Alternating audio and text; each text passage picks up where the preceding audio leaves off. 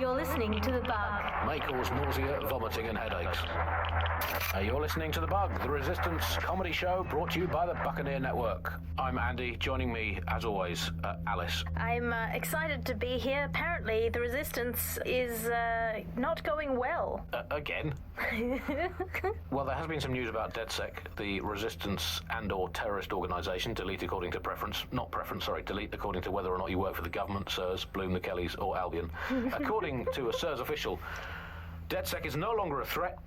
Which I guess is true in that it was never a threat in the first place. Reminds me of when my great aunt Gladys had her appendix out. Oh Andy, that surgeon's a real threat, waggling that knife at me, trying to knock me out. Well, they called a scalpel and an anaesthetic, Gladys. Anyway, if SIRS officials say DedSec is dead and buried, I guess we have to assume that DedSec has never been stronger. But I do worry, Alice.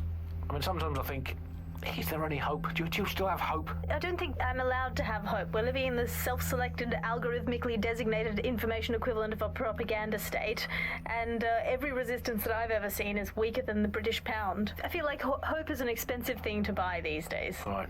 I mean, is it all totally pointless? But then again, I've spent almost all of my life doing pointless things like watching sport, thinking about watching sport, learning French and hoping for a better future. All completely pointless.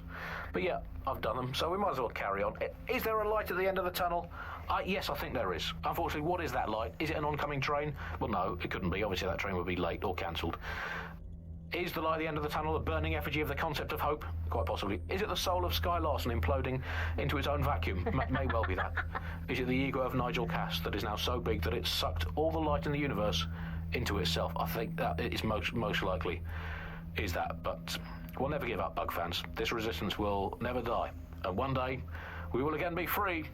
Free from these technological chains, free to choose our own futures, free to live our own lives, free to waste our time watching people bake cakes and dance badly again. Those were the days.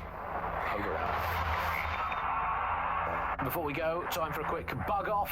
I'm going to nominate this week Sky Larson. Here at The Bug, we are all in favour of strong, powerful women. And in many ways, Sky is the ultimate feminist icon, proving that women can do just as abominably awful things to this planet as men.